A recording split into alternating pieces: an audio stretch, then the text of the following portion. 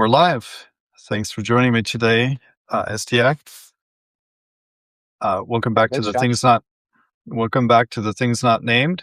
I'm Joshua Dolezal, and this is my series named after a quote from Willa Cather in one of her craft manifestos. Cather famously said that it's the presence of the thing not named that gives high quality to fiction, drama, and poetry. And for my series this year, I'm applying that principle to medicine with just a simple question. How might we all be more attentive to what goes unsaid in the clinic, in popular culture, and in the experience of illness from the patient's side? So my guest today is Dr. Istiaq Mian. Thanks so much for joining me. Yeah, thanks And for having me, Josh. Istiaq is a hospitalist, which is a term for an internal medicine physician who works exclusively in a hospital in Madison, Wisconsin. And his Substack, probably the best title I've seen, the Substack of Istiaq, explores narrative medicine through memoir and essays about what it means to care for people at the most vulnerable moments of their lives. And his essays have also appeared in the New York Times. Before med school, Istiaq spent a year as an AmeriCorps volunteer at Joseph's House, a hospice in Washington, D.C. for homeless men and women dying of HIV/AIDS. And that experience shaped everything that came after, and it's the subject of a memoir that he's been writing for years. So we'll get to that and lots of other things. But first, Istiaq, you're joining us today from Bangladesh. I understand you're there on a family sabbatical. So I thought maybe we could start there. How did this come about, and why is it so meaningful to you to be spending this year in Bangladesh? Yeah, I was born in Bangladesh and I moved to America when I was 3 years old. Um, and um, Growing up, I never had the chance to really come back here and spend much time. And when I met my wife, and she loves to travel, is very adventurous, and we talked about at some point, after becoming attending physicians, we talked about taking a year-long break and spending some time somewhere. And we decided on Dhaka, Bangladesh, of all places, because I have family here. And um, now that we have kids, it's a lot more meaningful too, to spend time here with.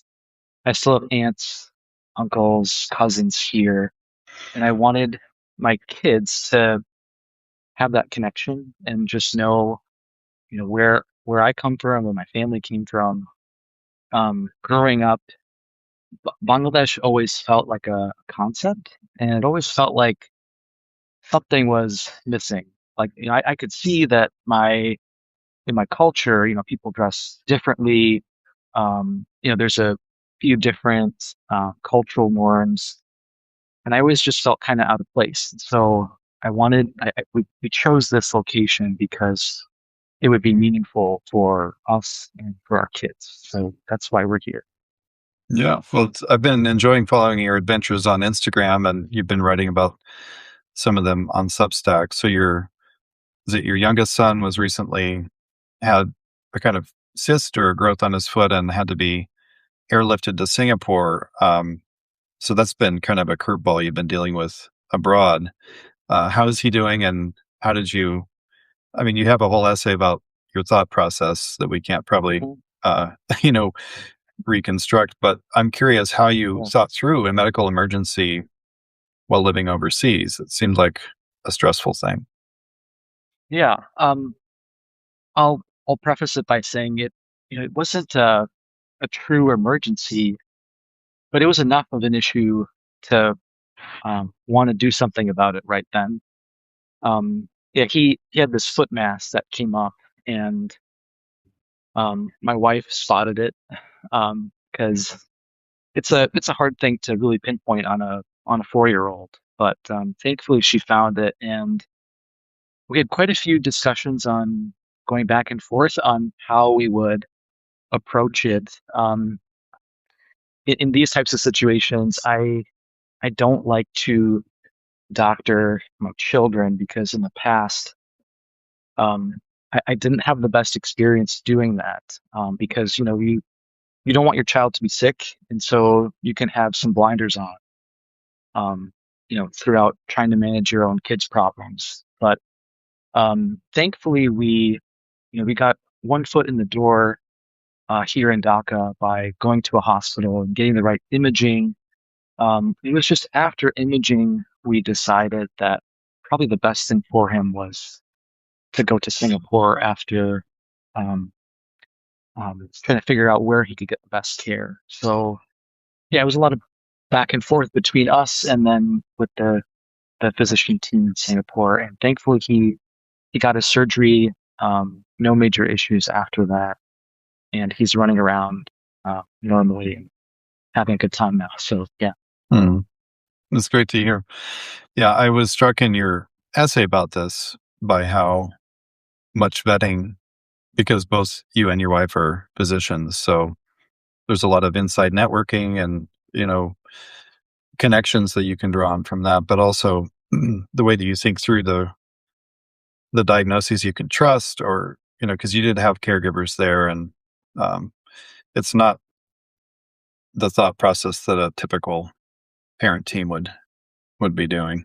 So I'm glad Yeah. to hear he's doing well. Yeah. Thank you. Well, let's go back to origins a little bit then. So you're taking your sabbatical in the place of your birth, essentially. Your Mhm. parents immigrated from Bangladesh when you were 3. So tell me a little bit more about that journey. So you were old enough probably to have some memories of that trip, but then you grew up in Wisconsin where you live now. Yeah. Correct. Yeah. When I say I moved, it was in reality I was moved because yeah, I didn't really have much memory. I think I had just like three memories of my time in Bangladesh um, as a kid. One of them was actually I remember being in a backyard, walking next to some like pails of water and some chickens actually, and I think that's why I enjoy the company of chickens so much, is because it's like one of my earliest memories of being in Bangladesh. Um, but then I grew up in small town named Kimberly, Wisconsin, for 6 years, and then grew up in Oshkosh, Wisconsin. Um, Maybe you've heard of Bagash, like where the overalls are from. Yeah, so Of that's where I course. grew up, and um, yeah, the it was kind of an interesting experience growing up there. Coming from Dhaka. I grew up with three older siblings, and my oldest siblings, I think they had it much harder than me in terms of growing up there, because there were a lot of expectations on them. They didn't always, I don't think they always felt like they got the support they needed. And then when it came time for me to choose what I wanted to do with a career, they didn't really pressure me to become a physician. They just said, Hmm. um, you know, if whatever field you choose, just try to be good in it. So there wasn't any pressure on me per se. Um, and so yeah, So you didn't have the kind of stereotypical, be a doctor, lawyer, engineer. There wasn't that kind of pressure. correct. Not on me. I I wonder if I asked my older siblings if they felt that, maybe they would say yes. I know I had cousins that certainly felt that pressure um, of, you need to either be a doctor, a lawyer, or an engineer. Um, but yeah, I didn't personally feel that pressure, thankfully. Hmm. Well, one of the so we're skipping out a little bit to college and kind of your medical training, but Hmm. I imagine in an immigrant family with big dreams and high standards, right? That whatever you chose, you had to be good, you had to be excellent. So you tell the story in your memoir in progress about getting caught plagiarizing. I think it was a biology paper, and Correct. I don't Yeah. know if I don't know if that news trickled home, but why did you want to include that story in your memoir? And how did it fly in your family if they learned about it? Yeah, I don't think my parents know actually to this day that that happened. Um, Oh, I'm sorry for spilling the beans. oh no, it's okay. I don't think it's a big deal. But yeah, I was a sophomore at the University of Minnesota, and I got caught plagiarizing a lab report. Um, so I included this in my memoir because I wanted to include low points in the story. I mean, nobody wants to read a book of all your highlights. There has to be some low points, and so I wanted to show one of those low points. And looking back, it was a good time to refocus for myself. At the time, I was 19. I had a crush on this girl. I spent a lot of time hanging out with her, and just thinking about her, and then I started slacking, and I, I cheated on this lab report, and I got caught, and it was just a good time for me to refocus. And then I also wanted to show that in a way I did put some pressure on myself to do good things and get to medical school. Um, being an immigrant, I always heard stories of um, people who would want to be in my position, especially coming from Bangladesh. After living here now, I know that there are quite a few people here who are working really hard to try to leave this country. If you look at like some of the really competitive schools, some of those students are trying to get to the UK or Australia or America. And so I did feel like there was some of this pressure on me to try to uphold some standard that, uh, my parents would approve of. And so I was trying to show a low point and then, maybe some of the pressure that I was feeling to get to medical school. Hmm. Well, I think it's important in memoir to be vulnerable, and if we're critical of others, or showing flaws in our parents or friends, or whoever it is uh, that we're representing, that we need to be just as hard on ourselves. So that's one of those human notes, I think, in your story. So I appreciate it. Also, and I should say, this is a memoir in progress. I don't know how superstitious you are about talking about a book before it's actually done and in the world, but you have been writing, some of these essays on Substack, but this is a manuscript you're working on separately. So a lot of the stories that you tell in that are not things that have appeared publicly before. Is that right? Correct. Yeah. Yep. So the story, before you went to medical school, if I'm getting this correctly, you spent a year working with a hospice called Joseph's House, which is an interesting choice. I think a lot of med students that I've taught over the years, or pre med, uh, would have made a different choice, either angling for some kind of high profile internship, you know, that would then leverage the most opportunity, or possibly something in a third world country. So, and was this in Chicago? Is that right? This was in Washington, D.C.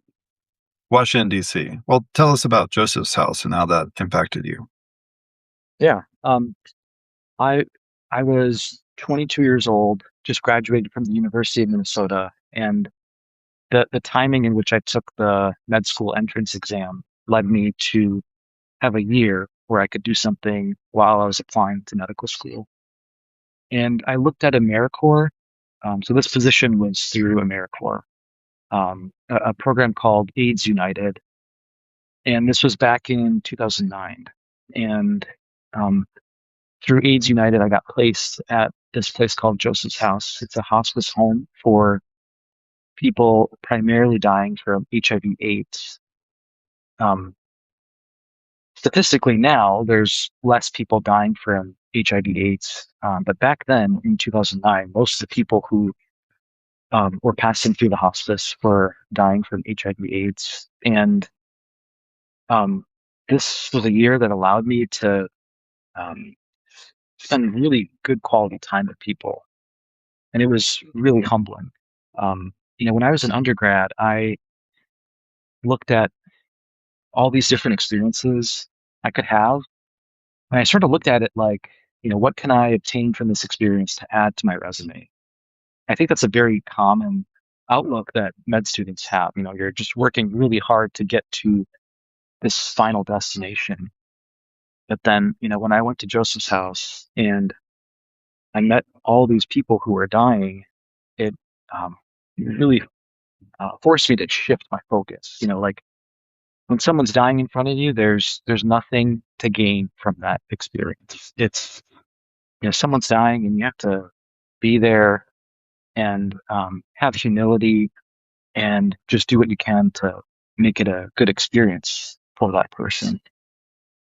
So it forced me to have this outlook of, from then on, I'm not working to get any recognition. That's not what my interest is. It's trying to help someone for the sake of helping. And um, yeah, that was monumental for from that time.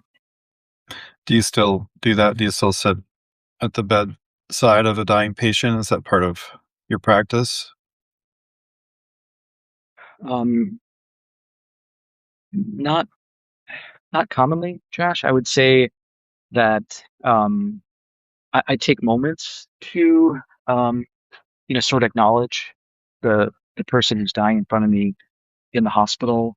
Um, from so I work as a hospitalist now, and so I'm only seeing patients in the hospital setting. And my days are when I drop my kids off to school, the clock is sort of ticking until I have to pick them up. And I see typically 15 to 17 patients in a given day. And so it is Hmm. very busy, but if I have a patient who's dying in the hospital, I do try to take a moment to just acknowledge that the person in front of me is a very unique person. There will never be another person like that. Um, whatever bank of memories that that person has, with their family, friends, loved ones, that all dies with them. And so I just try to acknowledge that this is a very unique person in front of me.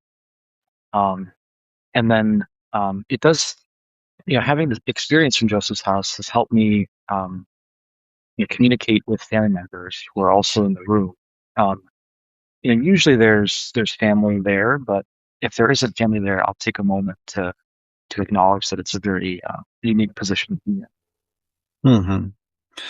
Well, I asked that partly because it seems, I mean, it seems like you're unusual in that regard, because, as you said, days are carved up so efficiently, so the time you have to spend with patients is limited.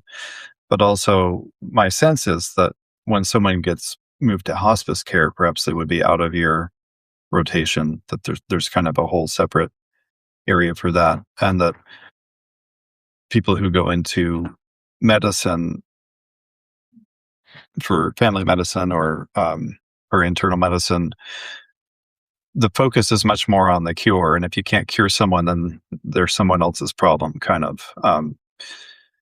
Whereas physicians used to attend to someone throughout, the full course of an illness. Mortality was just part of the deal. So Mhm. I'm not sure if you're familiar with Terrence Holt. He has a book called Internal Medicine, which is what he calls a collection of proverbs or parables. Actually, parables is his word. They're short stories, but he calls them parables. And in one of them, I think he's a resident and he's dealing with a patient who can't breathe and, is basically at the end of life. And he just continually has this frustration. He can't do anything to help her. And he ends up understanding at the end that the thing that he could have done, instead of paying attention to all the machines or she's not complying with the breathing tube, all the things that were making him angry, Mhm. he could have actually focused on just being present to her in that moment. And so it's a story that I've taught in medical settings to sometimes first year med students, but also to, pre-health majors about, you spend so much time focusing on solutions and tech and all these things that are supposed to solve problems. But sometimes there is nothing to solve except misery or fear or dignity. And, dying is when you can attend to those things. But it's kind of seemed to be outsourced to nurses or to other caregivers. I don't know if you would agree with that, but that's my impression. Yeah, I would agree with you. I think like the the current model in which I practice, it's um, usually the people who have the most time at the bedside is um, the nurses, the respiratory therapists. Um, I even feel like sometimes volunteers just have more time at the bedside than us. So yeah, I would agree with that assessment. Well, if for those that have joined us, we do have the ability to see questions. If things come up as we're talking that you want to throw into the live chat, please do, and we'll try to make some time for that. So I do want to get to your writing soon, but it seemed that part of your work at Joseph's House, it was not necessarily a representative slice of America. It was a population that skewed less privileged, and a lot of the people that you worked with there were black, and you wondered if their deaths could have been prevented. In fact, um, I guess I'm curious what you took away from that experience about race and poverty and American medicine. Yeah. So when I worked at Joseph's House, I saw um, 31 people die in that year, and um, I would say about 90% of the people I saw die were black. Even though the population of Washington D.C. is about 40% black, and it's very layered as to why that discrepancy exists. There is a really good book called Urban Injustice, and it's written by the founder of Joseph's House. His name is David Hilfiker, and he's a Minnesota physician who moved to DC and started Joseph's House.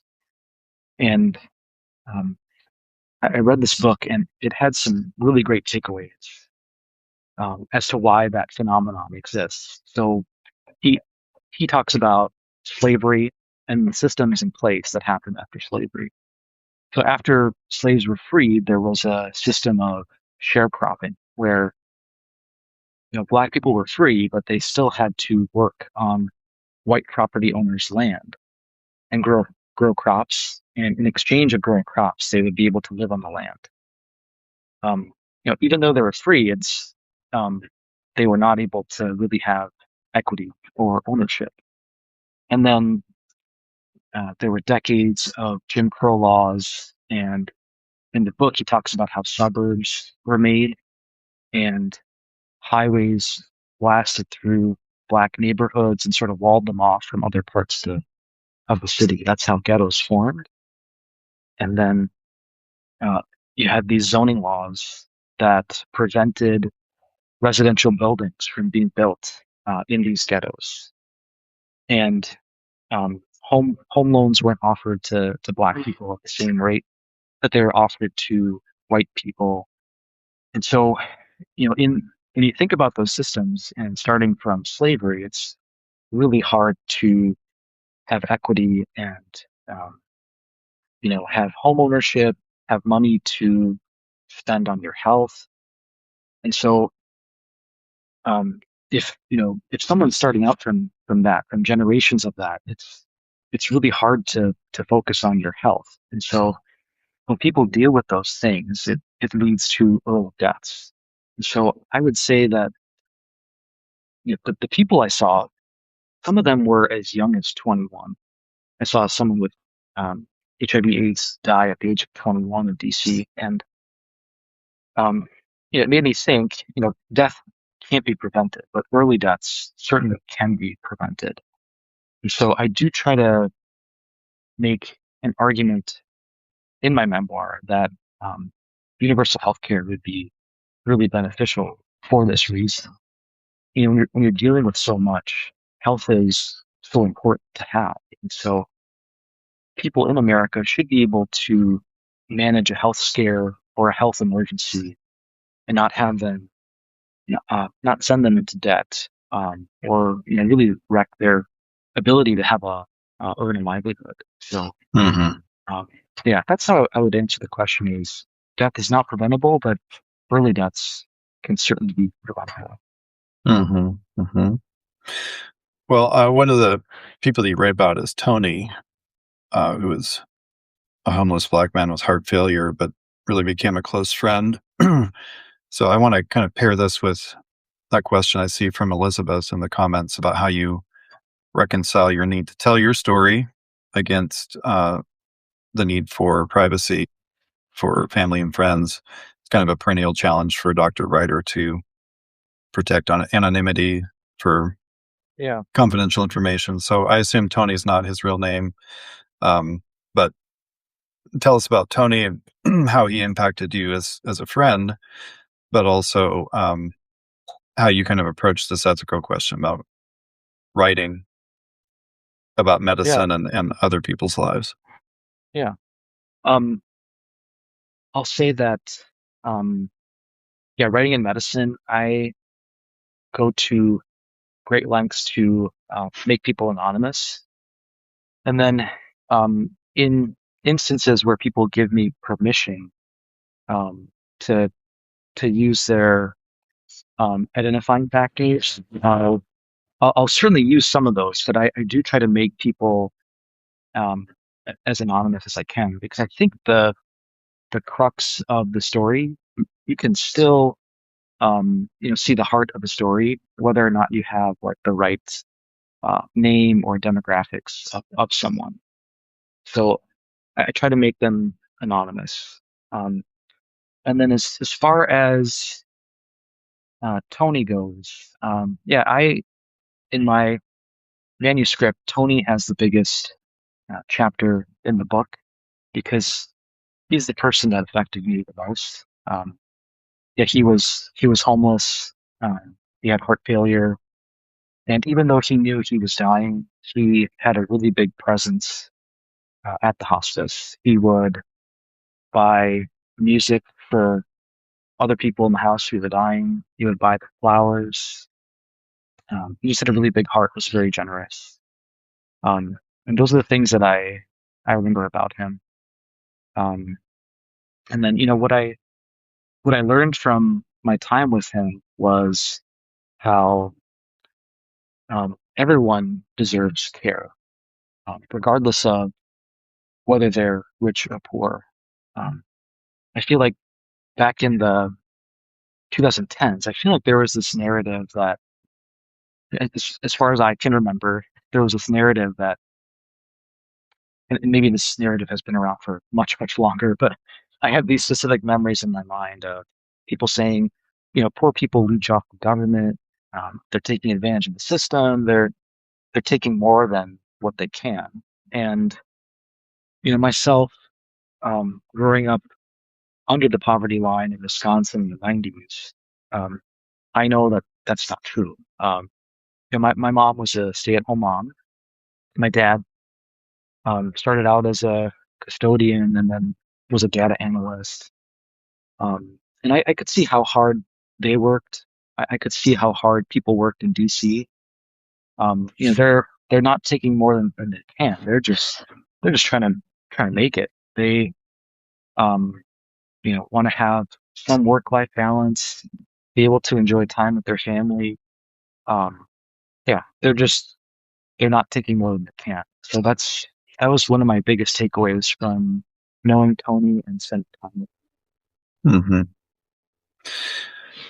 Well, I think this is so when you're talking about uh, the hospice here, I think it's understandable why that would be universally appealing. People would want to hear about. It's a novel experience. It's one of the classic themes of literature.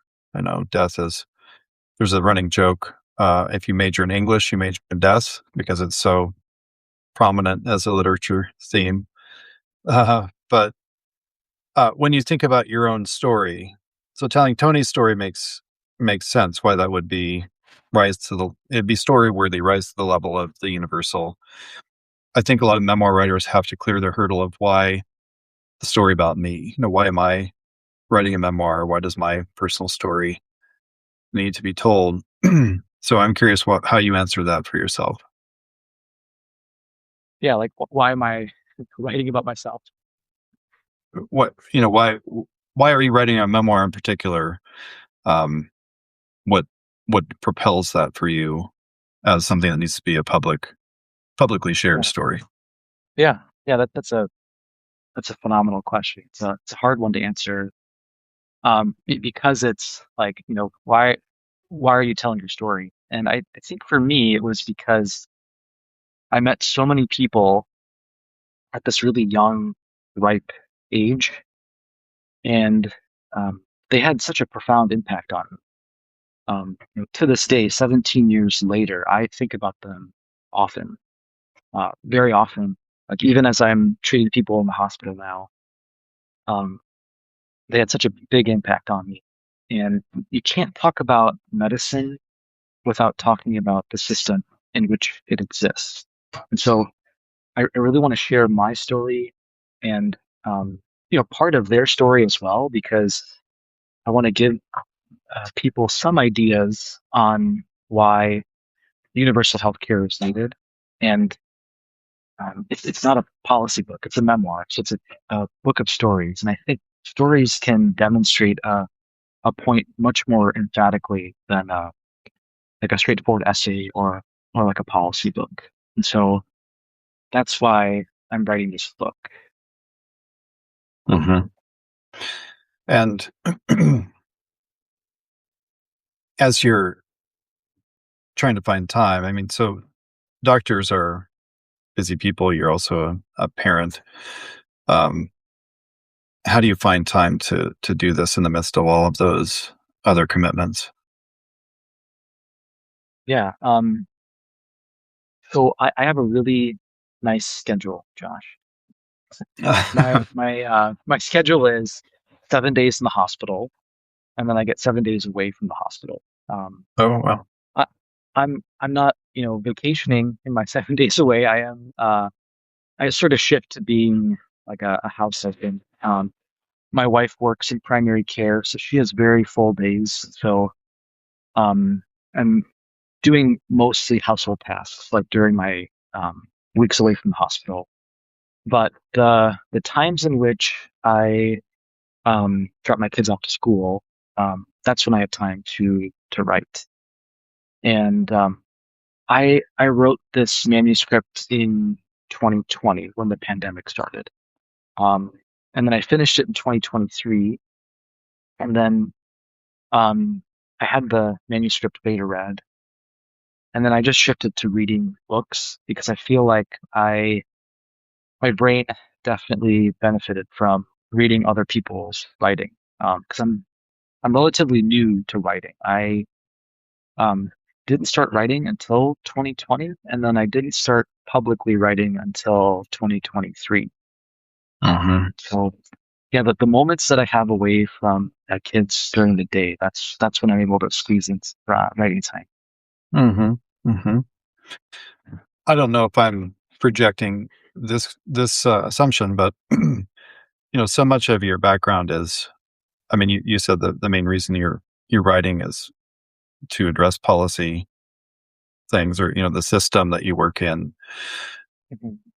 But another reason for writing is to know that we're not alone, or help other people know that they're not alone. And so having an immigrant story, having, a different cultural background, being a practicing Muslim, all those things would, to my mind, uh, give more strength to your story as something that would help build the bridge with other people, or let them know that they're represented in medicine, or to make visible some of the challenges that exist in the system. So, if you don't mind me asking, what's it like being a Muslim in American medicine? And, you're talking about finding time for writing, but there's a lot of other priorities in a faith practice that I think, compete with American capitalism and the way that the work week operates. How do you navigate those things? Yeah. Um, yeah, I'd say I I sort of move away from like the checklist of like what a good Muslim needs to do. Um, I sort of realized over years that that's just not like my practice habits. Is I can't operate on like I have to do this because it does take a lot of discipline to be a practicing Muslim. And so I allow myself to have some leniency when it comes to that. I'm more interested in like how I go about my business, and so that to me is more important. Um, in terms of um, like how it was growing up as a Muslim in America. Um, yeah, it was definitely isolating. Um, I think when I think about myself as a kid, growing up, that there was that confusion aspect of like, I'm Muslim, but I don't see many people like me around. Um, and so um, I definitely see how being in a community is definitely helpful in that regard. Um, it's definitely more prominent here in Dhaka. I see that community aspect. I think it's important for people to have visibility to see people like you. Um, one unique aspect I would mention in terms of growing up as a Muslim in America. I grew up in a small town, and so the mosque that I went to was almost like a little UN because there's so many cultures there that came together. Um, like I knew my best friends growing up were from Pakistan, and I knew people from Syria, Lebanon, Morocco, Somalia. So that was really nice. If you go to bigger cities, you'll find that certain mosques have a certain demographic that tend to go to one mosque or another, and everyone's welcome, but sometimes you can get a different vibe when there's um, a more prominent majority there. But I felt like that was a really unique experience I got to have. Um, and then I did grow up in uh, a post 9/11 America. I was 14 years old during 9/11, and so after that, I did start to shelter myself in terms of like having that visibility, just because it felt like people's assumptions of what a Muslim was based on media perception and more geopolitics.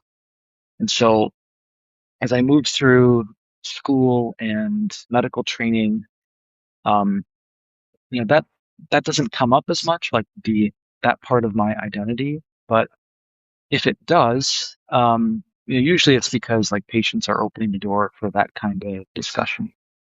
And I do enjoy connecting over that because I I want to help people feel less alone because the hospital is such an isolating place. And so if that door is open to have those types of conversations, I certainly welcome it. Mm-hmm. Mm-hmm. Um, since we're talking about writing, and I'll just remind folks that have joined us recently, if you have a question, we can see the live chat. We're aiming for 45 minutes, but we might run a little bit longer than that. Istiaq, if you have a few minutes extra. Yeah, So I do. please post a question if you have one, and we'll try to work that in. So your Substack tagline is narrative medicine, essays, and memoir from a perpetually rounding physician.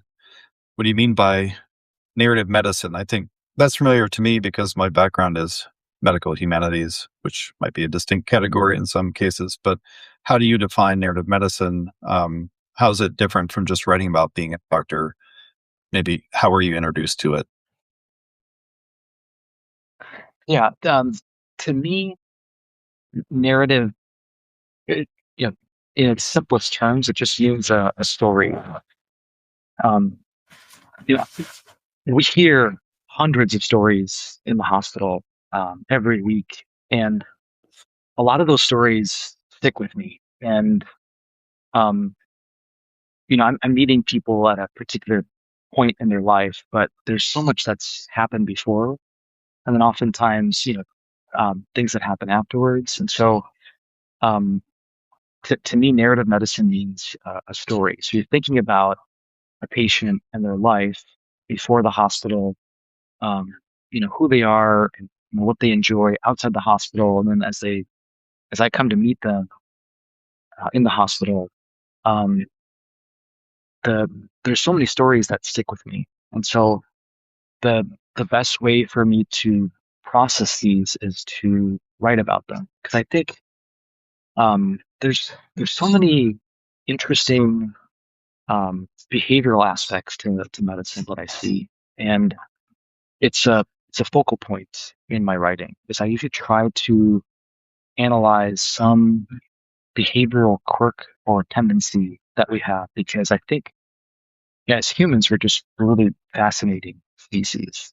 Um, and so, like for example, in my last essay, I wrote about my son's medical evacuation to Singapore.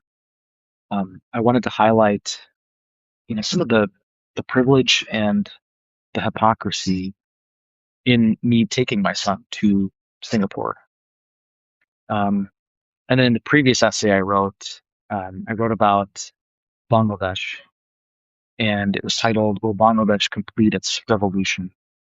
And in that essay, I examined uh, why is the government of Bangladesh so corrupt? And by interviewing people, talking with friends and family, and even someone inside the government, I learned that the bottom line is that people make a ton of money via corruption. And so, um, yeah, there's so many interesting stories out there. And so, to me, narrative just means story. And so, I'm trying to collect these stories and share it with people, so that we can, sort of look at ourselves and see, um, how we behave. Hmm. Do you write about your chickens, or do they just show up on the about page? Yeah, actually, I wrote just one essay that I can recall on my Substack about chickens. It was a night that a raccoon got into my chicken coop, like in the middle of the night at 3 a.m. I'm in my pajamas trying to get this raccoon out of the coop. It killed two of them, and then it was just hanging out inside with the other two. And trying to rescue the other two was um, it was an adrenaline rush because I had to just grab them by the tail and just kind of whip them into a cage. Um, and my the takeaway from that essay was, um, like I was hurting after my chickens were killed, but then I tried to analyze like, who was the predator that night? Because if you think about it, like, humans and deforestation, um, leaving less land for animals, like, that poor raccoon in Madison, Wisconsin was just looking for some food. And so, just one essay on my Substack about the chickens. Well, you're more generous than I am. I've joked with friends that I don't have chickens yet. I grew up raising them. My family had a homestead in Montana where we had chickens, lots of them. It was my job to take care of them, but I don't have them now. I do have a backyard garden, and I'm much less charitable to the raccoons and the hedgehogs and everything else that marauds through there. So I've joked with friends that I'm much more sympathetic to Mr. McGregor than to Peter Rabbit and that story. But maybe I'll Uh, maybe I'll grow out of that and be more compassionate someday. Um, I have a couple of writing questions. I don't see any more in the chat. So all the reasons that you've given me for writing, uh, and some of them are about helping other people feel less alone. Some of them are about policy changes, telling stories for people who maybe don't have a voice. Sorry, Josh, I think you cut out for like 5 seconds there. Oh, okay. Yeah, I'm just doubling back to some of the reasons why you write, and to change policy, to help other people feel less alone, to give voice to some of these stories that people don't have a voice. So you I, I, I, I'm sorry, Josh. okay? Are we My out of wife time? is no. She was trying to connect to my headphones. Oh, I see. All good. Sorry. Go ahead. All right. The pleasures of live technology, right? Yeah.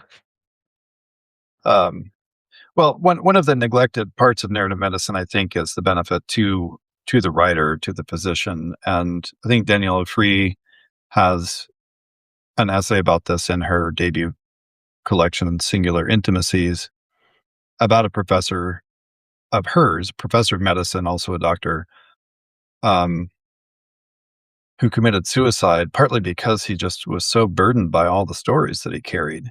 That every day you're talking about 15 to 17 patients, and then you have to deal with lots of those patients dying. And if you do the math on how many of those a year it is, that's a lot to carry. And the thing with memories that we can't make sense of or make order of is that they just haunt us, right? They're just something that weigh us down.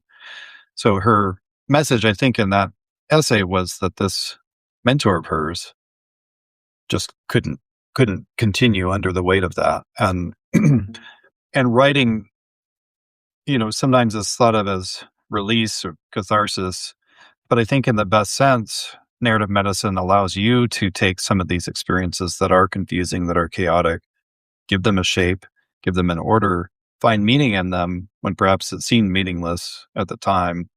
I don't know if you see a personal benefit in that way, that the cost of doing medicine in the US, or the burden of all these policy, you know, the debts that come, and the stress on patients and all these things that you carry with you, is writing a way of releasing them, but not just in a kind of cathartic way, in a way that actually has meaning. Is that fair to say? Yeah, I would say 1,000%. It's just the self-care alone is more than enough reason to write. Now I write and journal every week, and none of that stuff is seen by anyone. I publish one piece a month on Substack, but the rest of the writing is for me. So it helps me clear my head, helps me work through what I've seen in the hospital, and I also get to know myself better. It's not just about medicine, but it's also about like me as a person. It helps me really figure out who I am and what I believe. Some people have, I think, physicians, healthcare providers. I think in general they do have good outlets. Some people prefer exercise, just getting your heart rate up. I certainly have that aspect of self care, but I've certainly worked in a routine now where I'm just writing, and I notice it does feel like a weight has lifted off my shoulders. Mhm. So yeah, I think that's a great reason to write in general, even if you're not writing for an audience or for the public. Mhm. Well, maybe good words to live by, or advice to take for someone who's a young physician, maybe thinks they don't have time in their day for writing. Sometimes if you don't make time for certain things, then um, you lose time later on with the burden that ends up being that you have to carry with you. But why don't we wrap up with just a sense of what's next with your book? Because I've enjoyed reading a draft of it, a beta copy. And I know that writers are protective of these things, so maybe you want to be secretive still. But what are your hopes for your book? When might we look forward to seeing it? Yeah. No, I'm not secretive about it. Like I mentioned, it took me a while to just write it, and then I've spent a good chunk of time just reading other books, and then trying to come back to it with fresh eyes. And so the next step is revision, cutting, and trying to strengthen the thesis, like the main takeaway from the book. I don't have a timeline on that, Josh, because I was told if you don't have a deadline, there's no need to place one on it. And so I'm avoiding a deadline. And so the next steps are to revise. In my sabbatical year, oddly enough, I haven't had time to approach it actually. I've been taking Bangla classes and trying to learn this language that I knew at 3 and 4, 5 years old. Um, and so that's what have been spending my time on.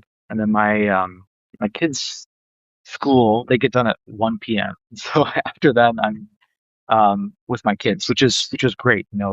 That's one of the reasons we wanted to have this time is to have time with our kids here. And so I don't have the time right now, but I'm hoping that um, we'll get to it in the near future. Certainly when I come back to the States. Mm-hmm. Well, one way that folks could keep up with you and, of course, follow progress of your book as you have news to share is at your Substack, the Substack of Istiaq, Substack spelled with a Q. So I'll put a link in the show notes to that. So follow Istiaq on Notes or subscribe for more. And I hope everyone will save the date for my next Substack Live on Thursday, March 19th, 10 a.m. Eastern. I'll speak with Dr. Damon Tweedy, who's a psychiatry professor at Duke and a staff psychiatrist at the Durham VA. And his memoir, Black Men in a White Coat, is about arriving at Duke Medical School, expecting to escape his working class, segregated background, only to find race waiting in every lecture hall, every patient encounter, and eventually in his own diagnosis. The second book, Facing the Unseen, explores the collision of mental and physical health in American medicine. So if today's conversation about race, medicine, and the power of storytelling to bridge our differences resonated with you, you won't want to miss the next one. So thanks to everyone for tuning into this edition of The Things Not Named. Thank you, Istiaq, for joining me. And until next time. Yeah, thanks a lot, Josh. Take care, everyone.